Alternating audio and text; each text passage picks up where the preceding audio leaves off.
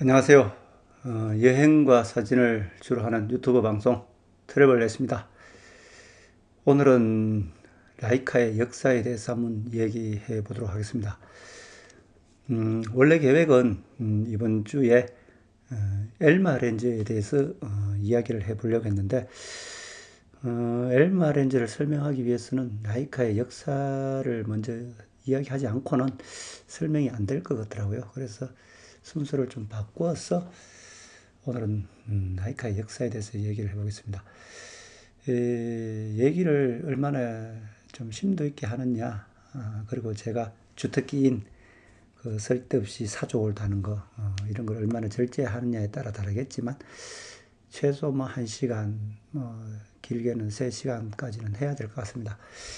그래도 어떻든 간에, 유튜브 방송이다 보니까, 뭐 완전 이렇게 막 길게 할 수는 없고, 최대한 2시간에 맞춰서 한번 해보도록 하겠습니다. 라이카, L-E-I-C-A, 영어로 이렇게 쓰죠. 라이카 이 단어를 들으면 여러분들은 무슨 생각이 나십니까? 가장 먼저 무엇이 떠오르죠? 우주로 간 강아지, 라이카, 이런 생각이 먼저 떠오른다면 아마도 그 사진 또는 카메라 매니아는 아닌 것 같습니다. 그러나 빨간 딱지, 앙리 까르띠에 브레송, 베젤라, M3 이런 단어가 떠오른다면 틀림없이 사진 또는 카메라 매니아일 것입니다. 저는 라이카 하면 가장 먼저 떠오르는 것이 빨간 딱지 그리고 M3 이렇게 떠오릅니다. 인류가 수많은 세월을 살아오면서 그 역사 속에 많은 그 걸작들을 남겼죠. 흔히 뭐 인류 문명이라고 하죠. 저는 그 중에서도 기계 문명, 특히 그 카메라 문명이 굉장히 큰 업적이 아닌가 이런 생각을 하거든요. 아마 제가 사진과 이 카메라 매니아다 보니까 또 그것을 더 중요시해서 뭐 그런 생각을 할 수도 있겠습니다만 어떤 간에 인류 문명에 있어 카메라의 역사는 위대하다. 특히 그 중에서도 독일의 그 라이카에서 만든 이 M3라는 카메라는 인류 문화유산이라고도 할 수 있다. 그렇게 생각을 합니다. 이 M3라는 카메라는 1950년대에 나왔는데 이 카메라가 생산되기 전에 또 많은 버전들이 있었죠. 뭐 개발되고 보완해서 이제 최종본이 완성체가 나왔는데 이거 분해해서 보면 그 기계적인 그 흔히 메커니즘이라고 하죠. 정말 깜짝 놀랍니다. 이 사진 한 장 찍는 이 카메라가 이렇게 많은 부품과 이렇게 복잡한 구조로 이루어져 있나. 여기에 대해서 첫 번째 놀라고, 두 번째는 그 세세한 그 나사, 톱니바퀴, 그뭐 기어, 스프링, 그래서 이게 이제 뭡니까? 중요한 부분은 황동으로, 좀 덜 중요한 부분은 알루미늄으로 그 부속품의 금속 재질까지 이렇게 고려하면서 설계를 했는 것더라고요. 그래서 설계도 굉장히 심려를 기울여서 잘 했고, 그리고 또 만듦새도 보면 그 당시에 뭐 인건비가 사서 그런지는 몰라도 굉장히 이게 한 땀 한 땀 손에 작업이 많이 가는, 손작업이 많이 가는 그런 작업이거든요. 정말 정교하게 아름답게 잘 만들었습니다. 그 만듦새에 완전 감탄을 하죠. 진짜 마스터피스입니다. 그러나 저 같은 경우는 또 이 만듦새도 만듦새지만 제가 더 큰 가치를 부여하는 것은 저는 이 디자인에 더 많은 가치를 부여하고 싶습니다. 그 흔히 이제 이런 저 공산품의 이제 디자인을 우리가 흔히 산업 디자인이라고 하죠. 야, 1950년, 뭐 30년 이런 시대에 독일의 산업 디자인이 이렇게 훌륭했나, 이렇게 앞서갔나, 이런 놀라움과 감동을 느끼게 됩니다. 특히 렌저도 보면, 야, 이게 형석을 갈아가지고 이게 형석을 잡아주는 구조, 초점, 링, 그 조리개 링 이렇게 또 아름답게 황동으로 깎아가지고 이 크롬 도금, 이런 기술들이 종합적으로 잘 이루어졌거든요. 이 돌아갈 때 헬리코이드의 이 부드러움, 하나라도 이게 걸리는 게 없이 아주 스무스하게 부드럽게 돌아가는 이 정밀함. 흔히 이제 기계식 카메라 좋아하는 사람들 말을 빌리면 손맛이라고 하죠. 낚시도 이렇게 손맛이 있잖아요. 이 헬리코이드를 돌릴 때 이 부드러움, 그리고 이 바라볼 때 이 아름다움, 그 크롬 도금, 진짜 엊그제 생산된 듯한 이 신상품 같잖아요. 너무너무 아름답습니다. 어떤 간에 저는 카메라 역사에 있어서 이 M3가 최고의 카메라가 아닌가 그렇게 생각을 하고, 이 M3에 또 잘 어울리는 주미크론 그 1세대 렌즈라고 하죠. 둘의 조합은 정말 너무 아름답다. 산업 디자인에 존경을 표할 수밖에 없습니다. 어쨌든 간에 기계 자랑은 그만하고 이제 라이카의 역사에 대해서 이제 시작을 해보겠습니다. 그러면 마음속에 있는 타임머신을 타고 170한 4여년 전 독일 헤센주에 있는 조그마한 중소도시 베찔라로 가보도록 하겠습니다. 라이카의 역사 시작합니다. 그럼 라이카의 역사에 대해서 한번 시작해 보도록 하겠습니다. 오늘은 뭐 좀 뭐랍니까, 그 오픈북식으로 하겠습니다. 뭐 아무것도 안 보고 막 이렇게 하다 보니까 두서없이 뭐 이 말 저 말 막 그 엉키고 끝나고 나면 막 빼먹은 것도 있고 이래가지고, 역시 이게 시험은 오픈북이 좋다 이런 생각을 하게 됩니다. 목도 마렵고 해서 차도 한잔 마시면서, 오늘은 좀 날씨가 우울해 가지고 분위기가 좀 그런데,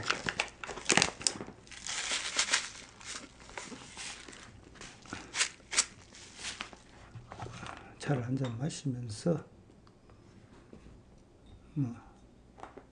얘기하듯이 천천히 한번 해보겠습니다.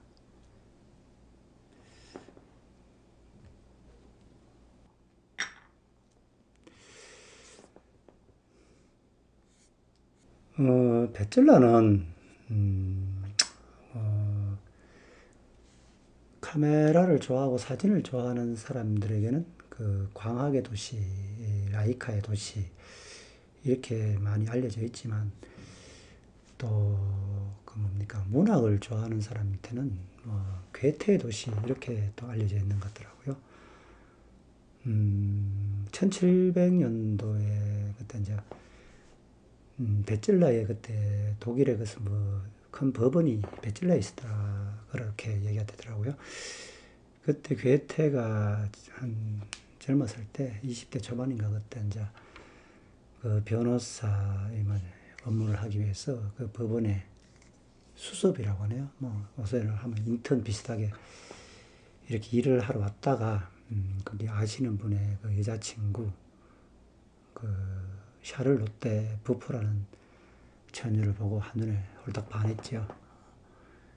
그때 이제 결혼관념이 우리 조선시대 비슷하게 뭐 이렇게 자유연애해서 결혼하는 게 아니고, 부모님이 이렇게 좀 집안 좋은 데 찍어주면 그 사람과 결혼하는 그런 결혼 문화였고, 또 뭐 유부녀라든가, 그리고 또 뭐 이미 임자 있는 여자, 그러니까 약혼녀 이런 여자들을 이렇게 연애하려고 이렇게 집적거리는 거는 사회적 통념적으로 그게 불가능한 시대에 있는 것 같더라고요. 뭐 유럽이나 우리 조선 시대나 중국이나 다 비슷했는 것 같아요. 사람 사는 데가. 그러다 보니까 그 흔히 그 일방적 통행 있잖아요. 그 짝사랑을 했는 것 같더라고요. 짝사랑하면서 소가리를 하다가 결국 다시 뭐 고향으로 돌아갔는데 거기서 이제 뭐 짝사랑하다 죽은 친구의 이야기, 자기의 그 샤를롯에 대한 그 마음 아팠던 이야기 그런 거를 이렇게 좀 믹싱해서 소설을 쓴 게 그게 그 유명한 젊은 베르테르의 슬픔인가요?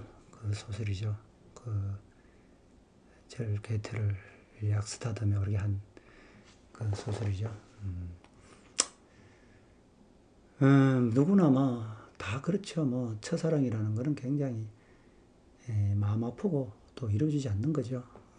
또 거기에서 마음 아프고 아쉽고 눈물 흘리고 이러면서 또 인간이 성장해가고 정신적으로 성숙해가고 그렇게 또 다른 인연을 만나고 또 그렇게 뭐 살다 그렇게 영 마음에 추억에 묻어놓고 죽는 데까지 그냥 아쉬워하면서 살아가는 게 그 첫사랑이 아닌가 그런 생각이 듭니다. 이 젊은 베르트르의 슬픔이란 책을 저도 중학교 때인가 그때 시골에 살 때 그 이렇게 마을회관에서 이렇게 굴러다니는 거, 그 뭐 책 끝풀이 너덜너덜하게 막 떨어지고 이런 거를 주워 와가지고 저희 그때 시골에 농사 지을 때 그 집단, 볕단이라고 이렇게 쌓아놓은 거 있잖아요. 그 볕단 그 구석에 앉아가지고 구석에 몰래 짱박해가 이게 젊은 베르트르의 슬픔을 탁 보고 있으면 그 햇살도 따뜻하고 아지랭이도 올라오고 봄바람도 불고 참 마음이 살랑살랑 그랬던 그런 생각이 납니다. 그러다가 뭐 일 안 하고 짱박해가지고 책 본다고 형님한테 그 아버지한테 혼난 적도 있고 그런저런 기억이 떠오르네요. 그리고 뭐 중학교 때인가 고등학교 때인가 그 있잖아요. 베르테르의 편지를 읽노라 그 목련꽃 그늘 아래서 뭐 그런 뭐 노래가 있죠. 선생님 그 피아노의 연주에 맞춰가지고 목련꽃 그늘 아래서 베르테르의 슬픔을 베르테르의 편지를 읽노라 구름 꽃 피는 언덕에서 피리를 부르노라. 뭐 아련하죠. 그때 그 노래를 부르고 다녔던 학창 시절이 참 행복했던 시간이고 아련하고 가슴 뭉클한 시간이었고 그리고 뭐 또 대학을 갔었는데 대학 가서는 무슨 데모 한다 이래가지고 분위기가 어수선해가지고 별로 뭐 낭만도 없었고 그래 뭐 군대 가버리고 그랬는데 군대 갔다 와서 이렇게 직장 생활을 해서 서울에 와가지고 먹고 사는다고 왔는데 그때부터는 삶이 낭만이라는 걸 없고 이제 먹고 살기 위한 전쟁이죠. 그러니까 인생의 즐거움은 가장 순진했고 마음이 아름다웠고 영혼이 순수했던 그 시절은 뭐 대학교 졸업할 때까지였지 않나 이런 생각이 들고 그때부터는 서울에 오고부터는 이제 마음에 때가 끼는 거죠. 깨끗했던 눈동자도 이제 탐욕에 물들고 뭐 먹고 산다고 그냥 발버둥 치다 보니까 순수했던 마음은 사라지고 얼굴에 주름이 끼고 머리는 허여이 뭐 이렇게 변해버렸고 늘 지나가는 시절이 그립고 뭐 그런 게 인생이 아닌가 생각합니다.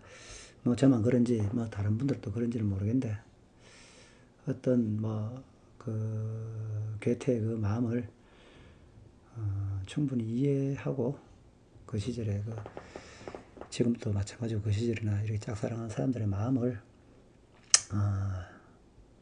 잘 이해할 수 있습니다. 그럼 누구나 다 뭐 경험 한 번씩 다 해봤잖아요. 그 뭐 남에게 전혀 얘기하지 않고 죽을 때까지 혼자서 뭐 또 숨겨놓고 고개 가져가야 또 짜릿한 맛이 나지요. 라이카의 역사는 칼자이저와 달리 칼자이저는 창업자가 바로 회사를 설립을 했는데 라이카의 창업주인 그 에른스트 라이츠는 자기가 곧바로 회사를 설립한 게 아니고 자기가 다니던 회사의 어떤 경영권을 인수받아서 자기 이름으로 라이츠 에른스트 라이츠를 이렇게 이름을 붙였죠.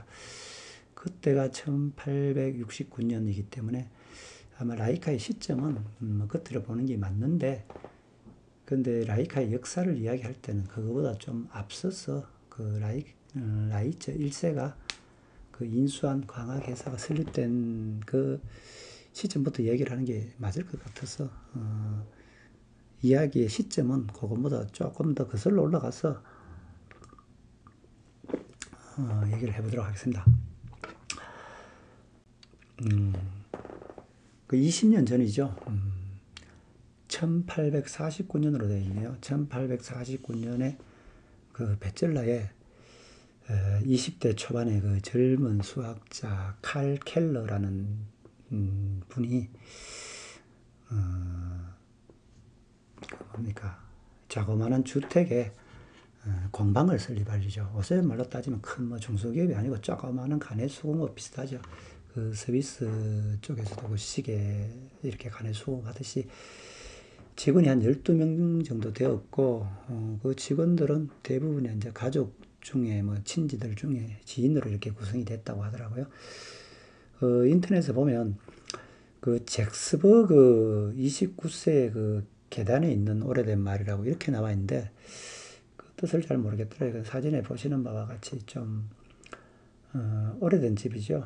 여기서 이제 공방을 차리고 현미경 제조 작업을 했는데 그 회사 이름을 옵티셔스 인스티튜트, 억지로 우리말 해석하면 광학연구소, 광학재단 이렇게 해석이 될 것 같습니다. 이 칼 켈러라는 분은 그 수학자였는데 인터넷을 찾아보면 누구 대학을 나온 게 아니고 독학을 했다라고 하더라고요. 천재라고 봐야죠. 그 수학을 독학을 해가지고 어떤 물리학이라든가 이런 것까지 깊숙이 공부를 해서 그 안경 쪽으로 이렇게 처음에 했는데 좀 괜찮았나 봐요. 인기도 있고. 그러다 보니까 이제 좀 크게 한 단계 더 나아가서 그 현미경 사업을 시작했습니다. 이분이 이제 업적이 참 여기 그 순서대로 하면, 그래서 이 사람이 이제 주로 이제 만든 게 현미경이었는데 그 뭐 조그마한 뭐 사람 12명 데리고 뭐를 크게 만들었는지는 모르는데 그 당시에 이 이제 현미경을 보는 사람들 있잖아요. 우리가 바로 현미경을 이용하는 사람이 정해져 있잖아요. 뭐 천문학자라든가 생물학자, 뭐 화학자, 뭐 물리학자, 뭐랍니까? 의학자 이런 것식으로 현미경을 보는 그런 계층들 있잖아요. 그런 사람들한테 상당히 곽광을 받았더라고요. 그만큼 그 현미경의 기술이 품질이 좋았나 봐요. 더군다나 이제 기록에 보면 그 수학의 그 유명한 사람 있잖아요. 독일의 그 가우스, 이름이 뭐 요한 칼 프리드리 가우스라고 하죠. 정식 이름은. 이분이 이제 유명한 수학자였는데 이분이 그 현미경 그 만들었을 때 그 축하 편지를 보냈다더라고요. 그러니까 뭐 조그마한 공방에서 만들었지만 그 품질은 좀 세계적으로 대단했나 봐요. 그래서 이게 이제 그 인근에 그 여러 나라 있죠. 그 인근에 그 프랑스다, 네덜란드다, 그 이런 나라로 이제 네덜란드, 영국, 스웨덴, 노르웨이 이런 데로 팔려 나갔다고 하네요. 그 수출한 거죠.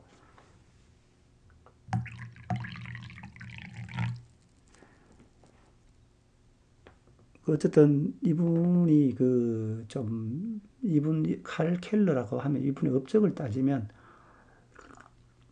현미경의 그 저반 렌즈, 우리가 이제 현미경을 이렇게 보면 뭐 이렇게 조정해서 보잖아요. 그 물체 앞에 있는 걸 우리가 대물 렌즈라고 눈에 이렇게 대는 거를 우리가 접안 렌즈라고 하잖아요. 그 접안 렌즈를 수치적으로 광학적으로 해석을 해서 잘 자기 나름대로 정립을 한 렌즈가 그 뭐냐면 용어로 광학적인 용어로 정시 접안 렌즈다 이렇게 얘기를 하더만요. 그 정시 접안 렌즈가 상당히 유명하고 그쪽 계통에서는 알아주는 렌즈다 이렇게 돼 있더라고요. 그래서 이분이 상당한 그 천재적 기술이 있구나. 그렇게 뭐 독학을 해서 그 정도 했으면 대단한 거죠. 칼 가우스 이렇게 이야기하니까 저는 또 뭐 제가 사족을 좀 달면 엉뚱한 소리를 잘 하는데 저는 살아오면서 수학을 잘하는 사람이 늘 부러웠어요. 제가 대학을 지방에서 다녔는데 그때 서울에 오려고 많이 했는데 그때 서울에 대학을 못 오고 지방에서 대학을 달린 그 결정적인 이유가 수학 때문에 그러거든요. 제가 뭐 유튜브에도 몇 번 자랑했지만 제가 중학교, 고등학교 다닐 때 암기에 대해서는 거의 타의 추종을 불허했어요. 암기 공부를 되게 잘했어요.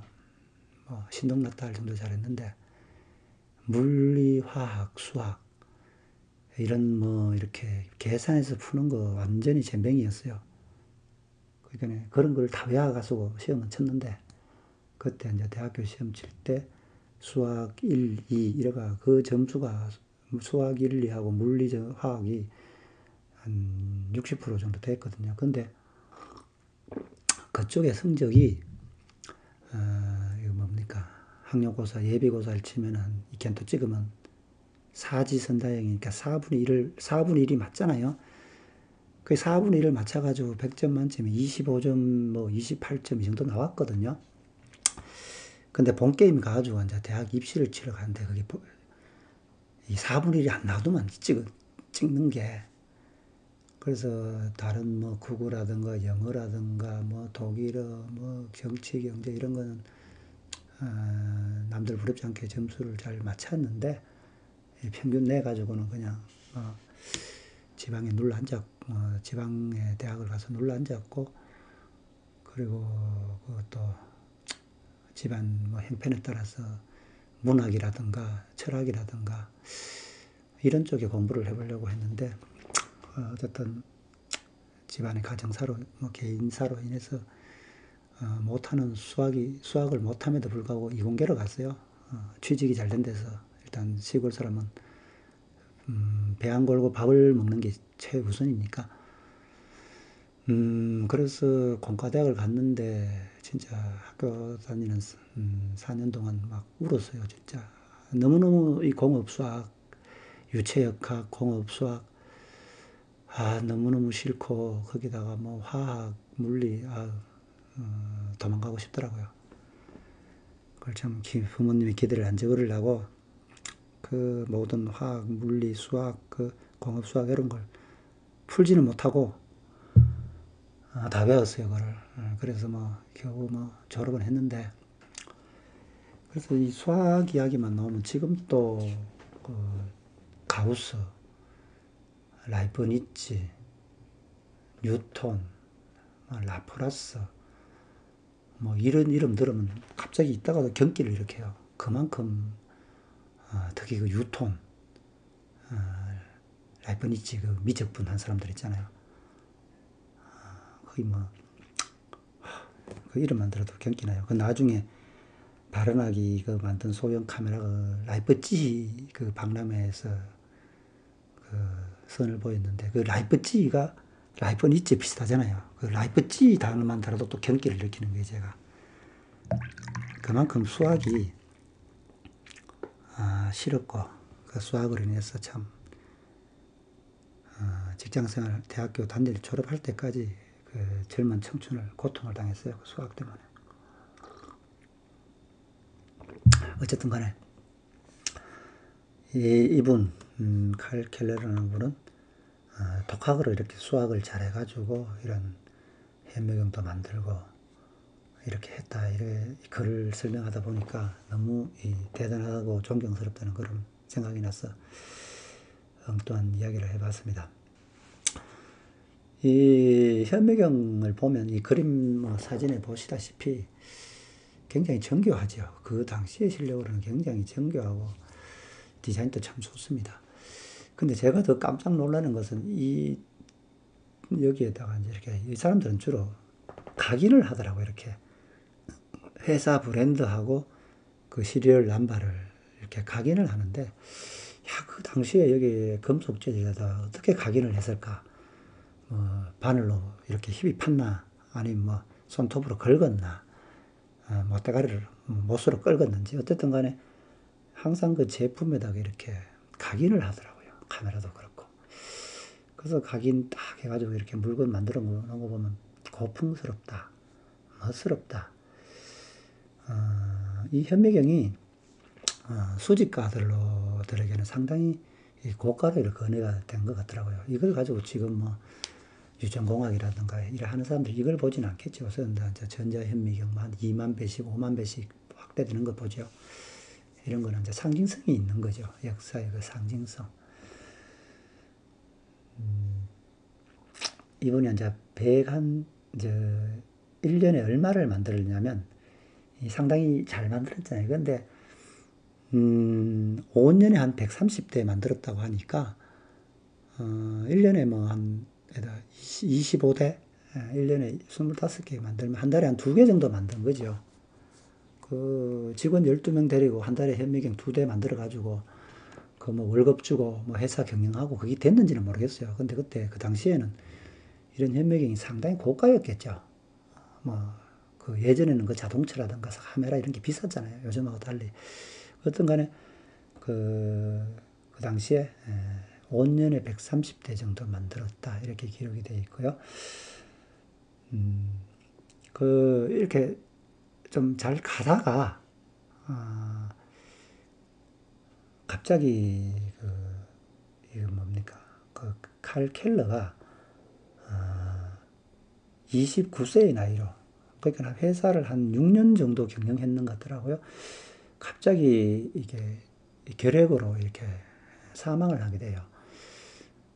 요즘이야 뭐 결핵이 뭐 병도 아니다 이런 이야기가 있는데, 제가 국민학교 다닐 때만 해도 결핵은 좀 무서운 병이었어요. 그때 막 동네 어른들 막 하시는 이렇게 말씀 들으면 결핵이 상당히 좀 공포스러운 병이었고, 그때 학교 다닐 때 예방주사 맞고 뭐 결핵 뭐 이렇게 포스터 같은 거 막 벽에 붙여놓고 그런 거 보면 결핵이 그 당시에도 제 국민학교 다닐 때 중학교 다닐 때는 무서운 병이었거든요.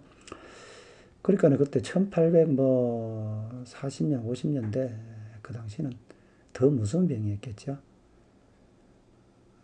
어쨌든 그 이분이 이제 현미경 사업을 잘 진행되는 과정에서 사망을 해버렸다. 그래서 이제 이 회사를 잠깐 그 미망이 이제 부인이 하다가 그 직원 베슬레라는 그 직원이 1864년도에 1864년도에다 그 베슬레라는 직원이 바로 그 인수를 해가지고 그 이제 경영권을 인수를 해서 하다가 그 미망인하고 또 결혼을 했다더라고요. 그래서 회사를 또 운영했죠. 거기 이제 회사 경영권을 인수해서 회사 이름을 조금 바꿨어요. 뭐라고 바꿨냐면 처음에 업티스 인스티튜에 뒤에다가 켈러 운트 베슬레, 그러니까 창업주 켈레가 현재 이제 경영자인 베슬레 이름을 이렇게 같이 붙인 거죠. 그만큼 또 회사를 창립한 사람의 업적을 존중해 준 거라고 이렇게 생각이 됩니다. 그래서 잘 나가다가 1864년도에 그 베슬레라는 사장님이 그 직원들 중에 좀 기술이 좋은 직원 중에 누가 있었냐면, 그 직원들 중에 이제 칼 융크라는 사람이 있는데, 그 칼 융크라는 사람이 스위스에서 이렇게 좀 정밀공학을 공부해 왔는데, 스위스의 정밀기계공학을 공부할 때 같이 이렇게 일한 사람 중에 좀 견석공으로 일을 할 때 좀 훌륭한 사람이 하나 있었는데, 그분이 누구냐면 에른스트 라이츠다 이래가지고 그분을 이제 소개를 해주는 게, 아, 우리 회사에 취직시키면 좋겠다. 그래서 이제 사람을 추천한 거죠. 그러니까 사장이 그렇게 합시다 이래가지고 이제 그 라이츠, 에른스트 라이츠를 이렇게 이제 회사를 고용을 했죠. 에른스트가 라이츠 1세가 여기 와서 이제 또 같이 근무를 하던 중에 또 이 베셀레라는 또 사장님이 또 돌아가시게 돼요. 갑자기 이분이 돌아가시다 보니까 또 회사를 이 에른스트 라이츠가 이렇게 좀 부채를 떠안고 은행에 또 대출금도 내고 뭐 이래가지고 부채를 많이 떠안았나 봐요. 그러면서 이 회사를 이제 인수해서 이름을 그 에른스트 라이츠 옵티셰 베르케 이렇게 바꾼 거죠. 요게 1869년이니까 요 시점을 이제 라이카의 역사로 시작을 한다. 이제 이렇게 이야기하고 있습니다. 그 인류 문명에 있어 광학 분야에서 위대한 업적을 이룬 첫 단추가 이제 여기서 시작되었다고 봐야 되겠죠. 에른스트 이 라이츠에 대해서 조금 이렇게 약간 간략히 인터넷 자료를 찾아보면 이분은 뭡니까? 1843년도 4월 28일 독일의 그 슐츠버그 바덴이라는 데서 그 교사였던 에른스트 아우구스트 라이츠의 아들로 태어났다 이렇게 되어 있거든요. 15살 때부터 이제 20살 때까지 거의 한 5년 동안을 그 프로츠하임에 있는 이름도 기네. 베르케스테테 퓨어 피직스 길레시에 인스트루먼트라는 데서 기계공으로 훈련을 좀 받고 견석공을 했고, 좀 특이한 게 그러면서 그 무역학교에 또 다녔다고 하네요. 아마 그 기계공학을 공부하면서도 조금 상업적인 그런 경영 그런 것도 같이 공부를 한 것 같아요. 좀 어여보면 좀 앞을 내다보는 그런 사람이 아니었을까 이런 생각이 듭니다. 거기를 졸업하고 어디로 갔냐면 스위스로 갔는데 그 당시에 보통 독일하고 스위스가 첩했잖아요. 그러다 보니까 스위스는 그때부터 뭐 이미 그 전부터 시계공학으로 유명했잖아요. 그러다 보니까 정밀기계공학을 공부하는 사람들이 주로 스위스로 많이 가서 공부를 했는 것 같아요. 워낙 그쪽이 잘 하니까 그렇겠죠. 그게 스위스 중에 그 뇌사텔이라고 하는데, 뭐 어디 인터넷에 보면 노이사텔이라고도 하는데, 이쪽 지역이 이제 프랑스 불어 영향권이기 때문에 불어식으로 부르는 것 같아요. 뇌사텔이라는 데서 그 기계공학을 공부하고 또 견석공으로 공부했는데, 뭡니까 일한 데가 메테우스 히프라는 그 시계 공장인데, 아마 시계 마니아, 뭐 파텍 필립이다, 랑이온트 제네다, 뭐 이렇게 시계 마니아 쪽이 아닌 사람들은 이런 이름이 생소할 거예요. 그 크라노프 시계라는 게요. 시계 중에서도 이게 크라노프 시계라고 하면 상당히 고가거든요. 굉장히 좀 복잡해요. 뭐랍니까? 그냥 분침만 맞추는 게 아니고 이게 항해 시계처럼 진자의 주기라든가 뭐 이런 복잡한 항해하는 시계 있잖아요. 그 윤달 뭐 이런 거 거의 다 계산하는 거니까요. 컴페리케이 유명하잖아요. 어느 회사에서 했나? 파텍 필립의 뭐 브레게 이런 데서 말든 뭐 컴플리케이션 시계 이런 거 비슷하게 굉장히 복잡한 시계인데 그쪽으로 주로 잘 만든 회사가 그 마테우스 히프다.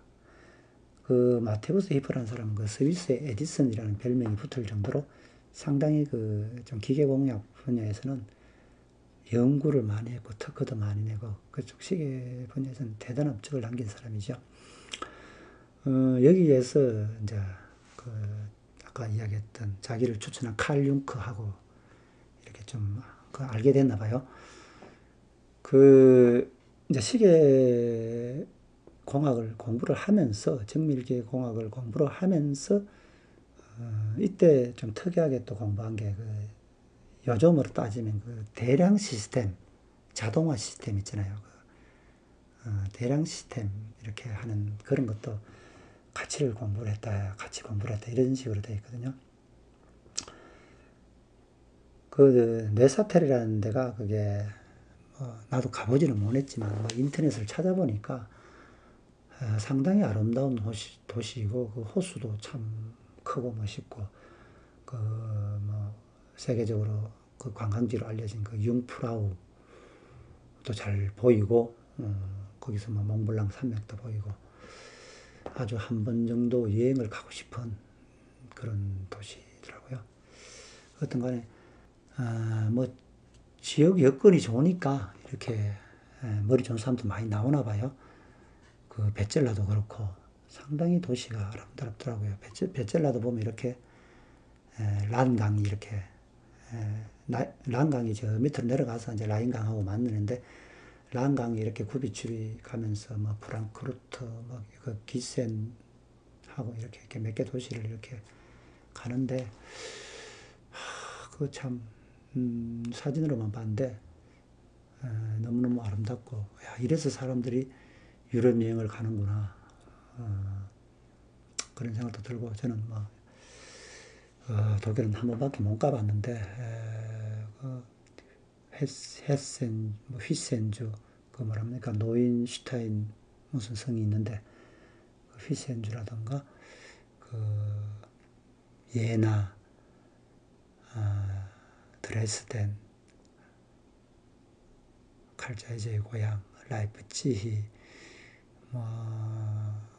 그 트링겐 숲 검은 숲 스투가르트 베젤라 이렇게 카메라의 역사가 배어 있는 곳을 한번 여행을 가야 된다 이렇게 늘 마음을 먹고 있었는데 직장을 다니면서 그렇게 장기간 여행을 간다는 게 그게 어렵고 또 비용도 많이 들어가고 그래서 미루다 가니까 아직 막 가보지를 못했는데 늘 그런 식으로 한번 가보고 싶더라고요. 이 카메라의 고향을 찾아서 여행을 한번 떠나보고 싶더라고요. 몇 달 전에 저의 이 카메라 주치 제 카메라를 늘 수리하고 이렇게 뭐 봐주시는 주치가 계신데 김 사장님이라고 기계식 카메라 이렇게 만지면서 춤으로 들락날락 거려본 사람은 다 아실 거예요. 그분이 몇 달 전에 뭐 라이카사하고 조인이 돼가지고 라이카 본사로 이렇게 가서 관계자들 만나서 뭐 서비스 수리하는 과정도 보고 생산 과정도 보고 이렇게 한번 갔다 오셨다고 하더라고요. 그때 참 너무 부럽더라고요. 근데 이제 일반 저희 같이 이렇게 저 같은 사람들이 가서는 그런 게 조인이 안 되겠죠. 뭐 다 오는 사람 다 들려 보내줬다가는 뭐 회사가 일을 못 하죠. 그래서 어떤 조금 라이카 회사에서 좀 뭐 판단하겠죠. 뭐 어떤 사람을 이렇게 들려 보내줘야 될지. 라이카 공장 안에는 못 가보더라도 어쨌든 베젤라를 한번 가보고 싶어요. 괴테 도시, 광학의 도시, 라이카의 도시.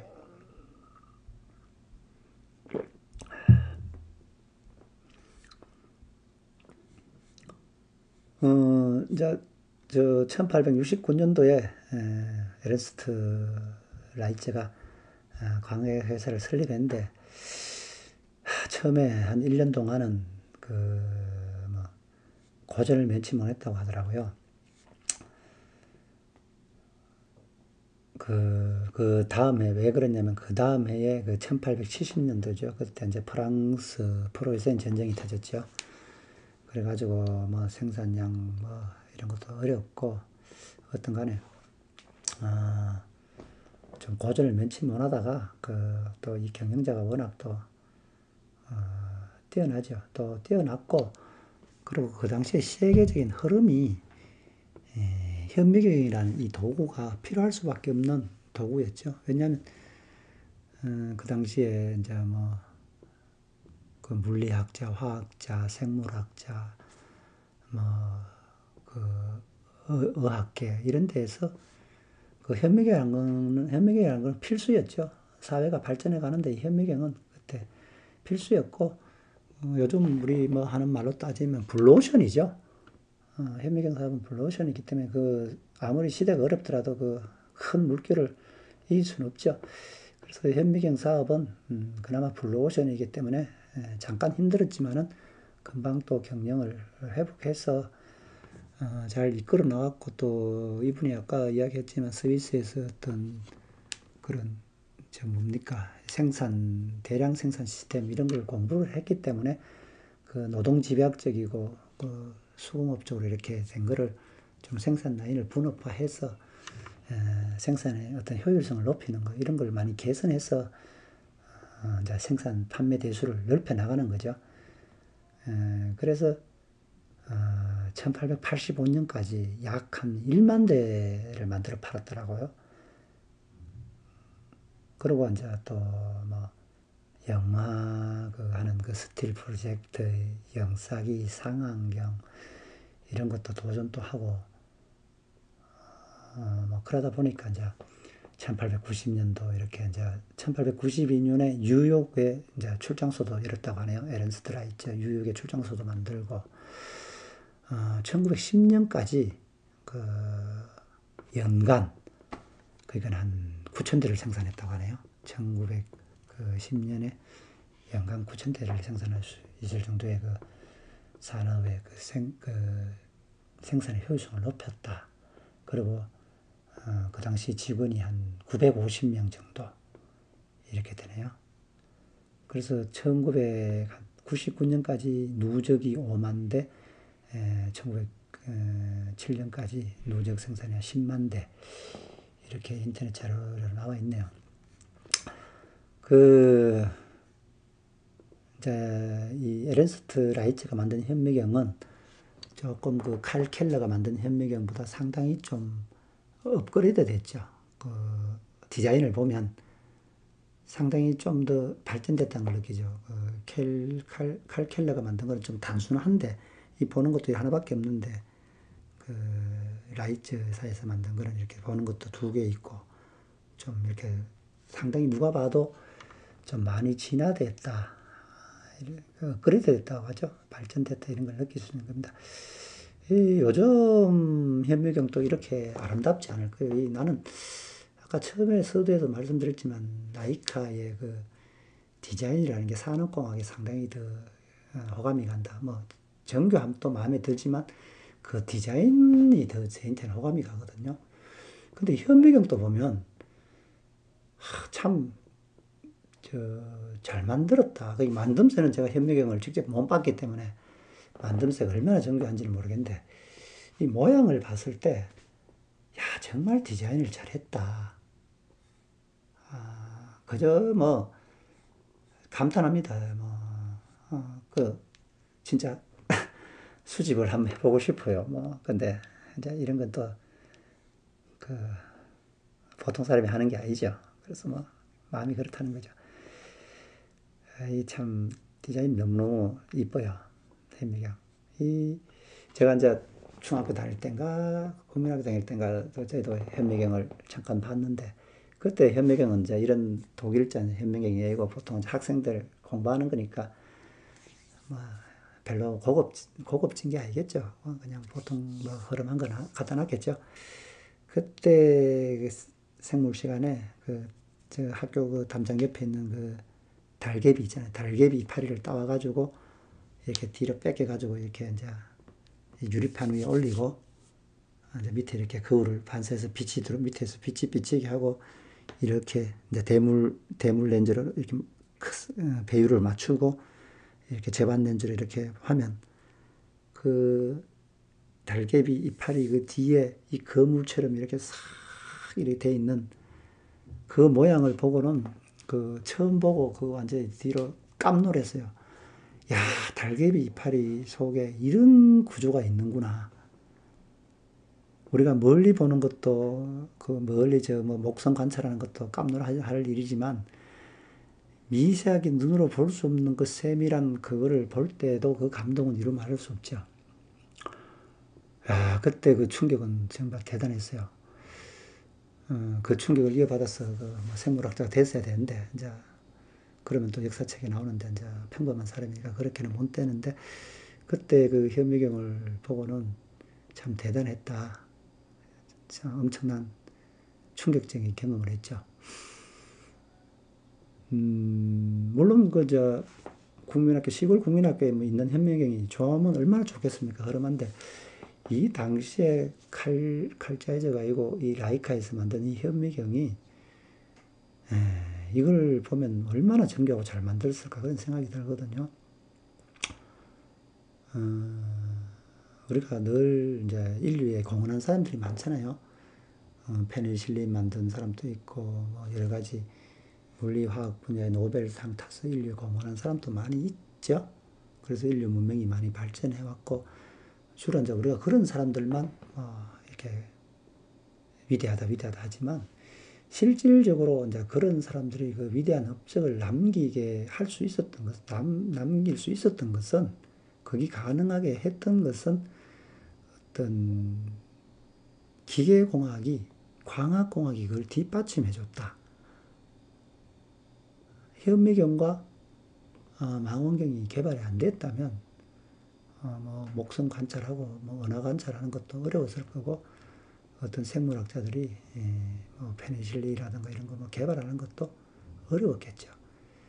그래서 우리가 역사에 보이지 않는 뒤에서 묵묵히 이렇게 해온 사람들도 있다. 그래서 아까 이야기했던 칼 켈러라든가 에른스트 라이츠의 업적은 뭐 진짜 대단하다고 말을 해야죠. 뭐 칭찬받아 마땅하고 또 우리가 그 사람들의 업적을 기억하고 존경해야 된다고 그런 생각이 듭니다.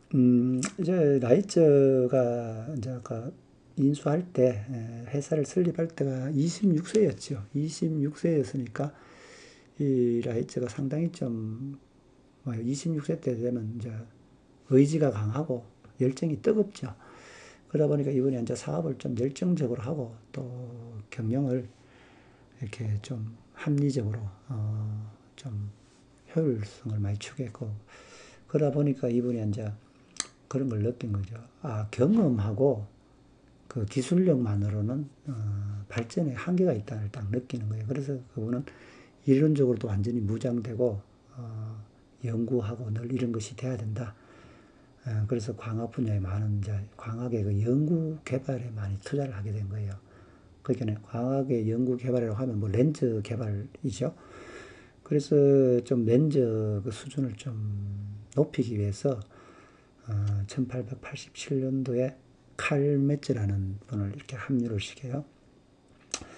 칼 메츠라는 분 또 이분이 이제 주로 그 마크로 좀 뭐랍니까 망원이 아니고 마크로 쪽에 이쪽에 그런 자세히 보는 렌즈 그런 쪽으로 많이 연구를 했는데 이분이 그 연구해 놓은 그런 어떤 렌즈의 설계 기반을 갖고 나중에 이야기하게 될 그 에른스트 아르바이트라는 분이 그 마이크로 주마라는 렌즈를 만들게 되죠. 그 마이크로 주마 42mm 렌즈를 만들었죠. 그 42mm 렌즈를 만들었는데 그 렌즈가 탄생하게 된 배경이 칼 메츠다. 그래서 제가 이 칼 메츠를 얘기하는 겁니다. 그럼 그 마이크로 주마 렌즈 42mm는 또 엉뚱하게 또 왜 그 이야기를 왜 꺼냈냐? 그 이야기는 나중에 또 이야기를 하겠지만 라이카사에서 역사상 처음으로 만든 그 카메라 그 라이카의 기원이라고 하죠. 우르 프로토타입으로 두 개 또는 세 개를 만들어서 처음으로 이렇게 테스트 해본 그게 최초의 라이카다. 그게 이제 독일 말로 우르 하는데 그 우르에 장착한 렌즈가 그 방금 말한 그 미크로 주마 42mm f4.5 이 렌즈거든요.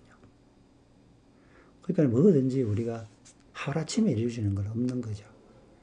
처음부터 뭐가 원초적인 기술이 꾸준히 쌓여가야 나중에 뭐가 나오는 거지. 하루아침에 뭐 갑자기 나 뭐 한다 이래가지고 뭐가 뚝딱 나오는 거는 잘 없죠. 특히 이제 고급 기술일수록 원초적인 기술, 그리고 오랜 세월 동안 그 연구해온 그런 게 상당히 중요하죠. 그래서, 말로 이렇게 하다가 또 옆을 빠지는데, 이거 제가 기왕 했는 거 푸념을 좀 해보도록 할게요. 이건 쓸데없는 이야기인데, 또 스킵 해주시기 바랍니다. 여기 보면 제가 살아오면서 불평불만을 느낀 건데, 제가 그 고등학교 때, 아까도 말했지만 수학을 상당히 못했어요. 그래서 그 인문학 쪽으로 공부를 했어야 됐는데, 고등학교 이제 2학년 때가 되면 문과와 이과를 나누게 돼 있어요. 자, 대학을 공과대학으로 갈 것인가, 의과대학으로 갈 것인가, 뭐 문학, 국문학과라든가 뭐 철학과, 상대, 뭐 법대 이런 데 갈 이제 2학년 때 이렇게 나누거든요. 그때 저는 당연히 이제 그 아까 그랬죠. 철학이라든가 그 문학이라든가 이런 게 공부하고 싶었다고요. 또 그거마저 안 되면 뭐 금융 쪽으로 공부해보려고 이런 생각도 약간 있었는데. 근데 2학년 때 딱 그 판이 갈리는 거예요. 그런 공부는 좀 깊이 해야 되고 유학도 갔다 와야 된다. 뭐 독일 가서 뭐 미국 가서 박사학위를 하나 받아야 뭐 알아주지. 뭐 취직도 잘 안 된다. 이런 소문이 많았어요. 그래서 시골에서 학교 다닌 제 입장에서는 뭐 미국 유학이라든가 그런 꿈도 못 꾸는 거고 그저 뭐 대학이나 겨우 나올 수 있었던 나올까 말까 이런 형편이었기 때문에. 그리고 또 공과대학에 다니는 그분이 이제 뭐 저희 아버지하고 이렇게 상담을 할 때 제가 대학을 가고 군대를 갔다 오고 하면 10년이 넘는 10년, 10몇 년이 지났는데 그때 되면 공과대학을 나온 엔지니어들이 상당히 대우를 받고 좀 사회가 그런 사람들이 활동하기 좋은 사회가 올 것이다. 이제는 뭐 법대라든가 뭐 이런 상대라든가 이런 것보다는 공대가 뜰 것이다. 그렇게 전망을 하시더라고요. 그리고 그걸 이제 아버지한테 얘기를 하다 보니까 저희 이제 선친이 그런 영향을 조금 받았겠죠. 물론 결정은 제가 했지만 아버지 선친의 그 설득도 있었고 제가 좀 많이 망설였죠. 수학을 못하는데 과연 제가 될까? 뭐 이과로 옮기고부터는 뭐 완전히 맛이 가버렸죠. 그러다가 뭐 술이나 먹고 담배나 피고 뭐 오락실이나 가고 뭐 이러다 보니까 막 지방대로 가버렸는데, 그리고 지방대 가서 또 서울에 직장 생활을 해보니까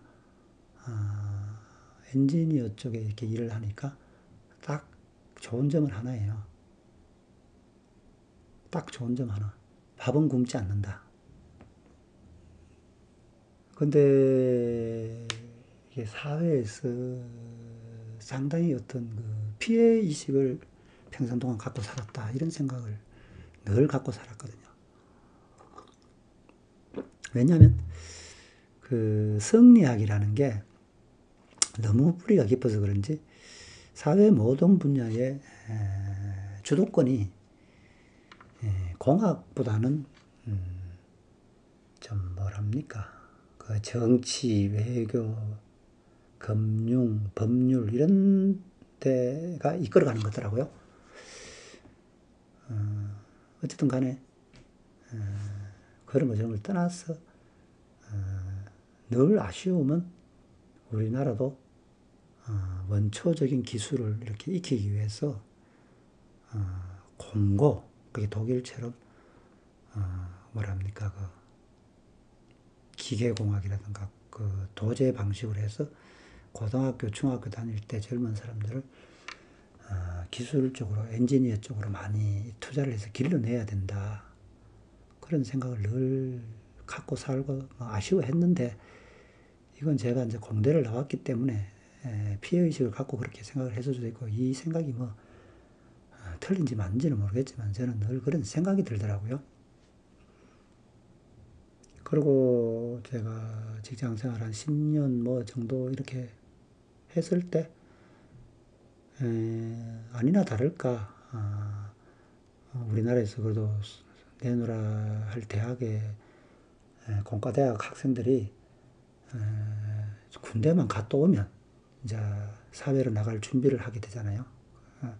군대 갔다 오면 이제 뭐 먹고 살고 이제는 학교를 생각하는 게 아니라 내 미래를 생각할 수밖에 없잖아요. 군대 갔다 오면. 그래서 대부분이 공과대학을 다니는 사람들이 전과를 많이 하더라고. 사회에 그게 이제 한때 문제가 됐는데 국가에서 투자를 해서 산업 인력의 여건을 켜야 되는데 고등학교 때는 잘 몰라가지고 공과대학을 왔는데 군대 갔다 오니까 이 사회가 그게 아닌 거예요. 공과대학 나와서는 이게 별로 자기 어떤 꿈을 펼칠 수가 없다고 판단을 했겠죠. 그러다 보니까 막 그 과를 바꾸는 거예요. 공대를 안 간다는 거지. 못 모르고 공대를 갔다가는 딴 데로 옮기더라고. 야, 내가 직장 다닐 때도 그런 생각을 했는데 내가 직장을 10년, 15년 다니는 그래도 그것도 세월이 15년, 20년 지났는데 안 바뀌더라고, 사회 구조가. 그래서 늘 좀 이렇게 산업 분야가 이렇게 앞서간 나라들의 그 어떤 원초적 기술, 산업공학이라든가 원초 기술을 이렇게 발전시키고 발전되어 가 있는 나라를 보면 늘 제가 그런 부러움이 좀 앞서더라고. 이거는 저희 어떤 편협된 생각일 수도 있고 잘못된 생각일 수도 있고 피해의식 때문에 나온 말일 수도 있지만 어떤 간에 지금도 그런 생각을 갖고 있고 늘 그런 생각을 갖고 살아왔어요. 근데 뭐 인생은 되돌릴 수가 없잖아요. 저는 이제 뭐 퇴직이 다 돼가고 이제 은퇴가 얼마 안 남았기 때문에 그냥 제가 어쨌든 제 살아온 인생을 잘 살아왔다. 잘 선택해서 살아왔다. 이렇게 이제 뇌피스를 굴리면서 이제 서서히 이제 이렇게 살아온 길을 정리하는 단계이기 때문에 사회적인 뭐 이런 데 대해서 뭐 언급하는 게 적절하지 않다. 이렇게 생각을 한번 해봅니다. 이런 말 뭐 별 영향가 없는 이야기인데 독일의 어떤 광학 기술이 발전해 가는 게 하루아침에 생긴 게 아니고 오랜 세월 동안 꾸준히 연구해 왔기 때문에 그것이 가능하다. 그 말씀을 하다 보니까 우리나라도 좀 원초 기술에 많이 좀 투자를 하는 이런 사회가 좀 되기를 희망하는 그런 마음에서 한번 잠깐 이야기를 해본 겁니다. 영상이 쉴데없는 소리가 많이 길어졌는데 어느 정도 마무리하고 이 편을 넘어가야 되도록 하겠습니다. 제가 저번에 영상에 보면 뭐 오스카 발언하게 돼서 한번 영상을 촬영한 게 있는데 거기서도 이야기했고 다른 유튜브에서 영상에서도 이야기했는데 뭐 같은 이야기 자꾸 하면 이게 사람이 좀 실없는 사람으로 보이잖아요. 이야기를 또 안 할 수가 없는 게 같은 이야기인데 다시 한번 또 얘기를 해보도록 하겠습니다. 우리가 인생사에 있어서 인류 역사에 있어서 어떤 좀 큰 업적을 남기는 데 있어서는 본인의 능력과 어떤 노력도 중요하지만 그 사람 만나는 인연이 참 중요하다. 내 혼자 뭐 공부 잘해가 내 혼자 잘 먹고 잘 사는 거는 내 혼자 뭐 잘하면 되죠. 그런데 어떤 인류 역사에 남을 만한 큰 업적을 이루는 것은 사람의 인연이 잘 맞아야 된다. 이런 생각을 늘 들더라고요. 그 예로 제가 자주 드는 이야기가 그 중국의 그 진시황이 통일한 진 나라가 그 망하고 망하기 전에 이제 농민 반란이 일어나죠. 진성의 난이 일어나고 해서 이제 화살을 땡겼는데 그때 이제 영웅 호걸들 중에 두각을 나타낸 사람이 두 명이 있었죠. 그 항우와 유방이죠. 근데 처음에 봤을 때는 누가 봐도 항우가 그 천하를 통일할 것이라 이렇게 생각을 했죠. 그럼 뭐 세력이라든가 항우의 그 싸움 능력이라든가 여러 가지를 봤을 때는 뭐 애와 어른 싸움밖에 안 됐죠. 그런데도 최후의 승자는 그 다시 통일을 해서 한 나라를 세운 사람은 항우가 아니고 유방이죠. 그 역발상 기계사라고 하잖아요. 어릴 때 우리 어머니가 맨날 그랬어요. 우리가 그 탈곡하고 나면 보리까마, 백까마를 그 형님하고 그 이렇게 동생하고 몇 명씩 이렇게 보리까마를 들어야 되는데 그래도 막 무겁잖아요. 그 보리까마가 엄청 무겁거든요. 근데 이 급한 마음 있잖아요. 날은 어두워지고 집이 빨리 가서 손 씻고 들어 눕고 싶으니까 마음은 급하고 집에는 빨리 가고 싶고 그러다 보니까 막 혼자서 막 보리까마를 막 들라고 한단 말이에요. 그러면 이제 어머니가 걱정이 되죠. 왜냐하면 잘못되면 허리 나간다고요. 이 무거운 거 잘못되면 허리 나가지고 재수없으면 반병신 되는데 그때 어머니가 늘 그런 말 했어요. 야야 그만해라. 그 형님하고 뭐 그 아버지하고 같이 들어라 이랬거든. 왜 그러냐면 네가 그때 이제 네가 무슨 항우 장사가 뭐 맨날 그래서 항우 장사. 그리고 무거운 걸 들라고 하면 어머니가 많이 못 들게 했어요. 왜냐하면 허리 나갈까 싶어가. 그때 늘 하시는 말씀이 항우 장사가. 그래서 제가 국민학교 다닐 때부터 항우가 누군 줄도 모르고 항우 장사. 그랬는데 이제 중학교를 가고 고등학교를 가고 그 뭐 이제 세계사를 공부하고 이런 이제 좀 세상을 이렇게 넓게 눈을 뜨니까 항우 장사가 그 초나라의 망한 초나라의 그 유명한 집안의 그 자손인 항우가 역발상 기계세다. 뭐 그걸 나중에 알게 됐는데 그 정도로 항우의 그 힘은 아직까지도 세상 사람들이 알아주는 거죠. 죽은 지가 2000년도 2000 몇백 년이 지났는데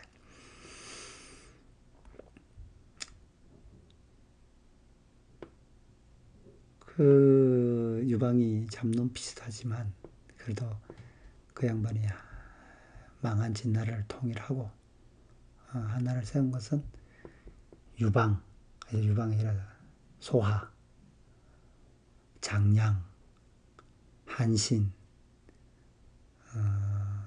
이런 삼각편대를 만든 거죠. 재무구조, 내치 이를 잘하는 사람은 소하, 그리고 군사작전, 외교작전, 그러니까 머리를 써서 꾀를 내는 데는 장량, 그리고 사후에 싸워서 이기는 전쟁의 신, 한신, 이 삼각편대를 딱 만나게 되니까 천하무적이 된 거죠. 그래서 처음에 어른과 요만한 애 싸움밖에 안 되던 그런 위치에 쳤던 유방이 그 어른 항우를 제끼고 해야 전투에서 항우의 목을 베고 한나라를 세웠죠. 그런 걸 또 있고 또 칼자이저가 유명 칼자이저 박사가 그 칼자이저사를 설립했는데 거기도 이제 또 유명한 세 사람을 삼각편대가 있죠. 경영자 칼자이저, 광학기술자 에른스트 아베. 아베 교수는 그 우리 고등학교 물리학 배울 때 막 아베 상수 막 해서 이래 나올 정도로 그 유명하신 분이죠. 에른스트 아베. 그리고 또 렌즈를 만들기 위해서는 광학도 중요하지만 그 유리의 어떤 그 재질이 상당히 중요하죠. 고굴절 유리냐, 어떤 유리 속에 뭐 화학약품을 이상한 걸 많이 넣어서 이렇게 밝기를 개선하고 굵기를 조정하고 그런 여러 종류의 그 유리 형석이 이걸 개발해내는 게 상당히 중요하죠. 심지어 뭐 란탄이라든가 어떤 방사선 뭐 그런 유리도 있다고 하더라고요. 그러니까 가장 좋은 렌즈를 만들기 위한 그 소재, 물질을 만드는 것도 중요하죠. 그쪽으로 유명한 오토쇼트, 그것도 삼각편대가 되잖아요. 칼 자이저, 에른스트 하베, 오토쇼트, 이 세 분이 칼 자이저 역사를 만들어낸 거죠.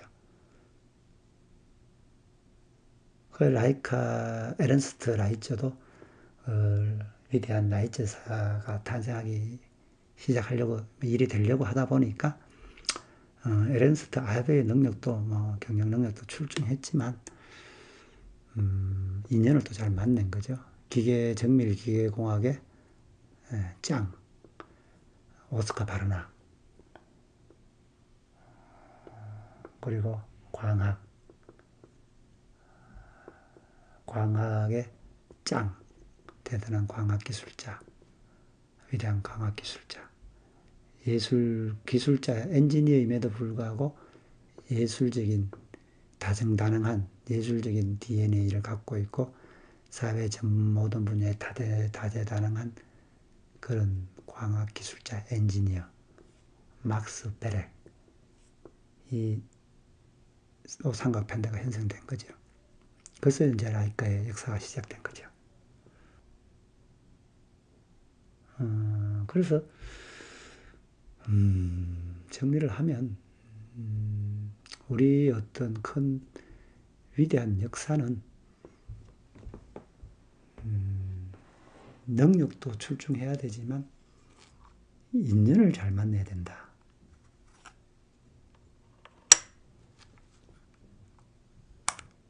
함께 일하는 사람들이 똘똘 뭉쳐서 어떤 목적을 이루기 위해서 열과성을 다하는 그런 분위기가 됐을 때 인류 기업이 되지 않겠느냐.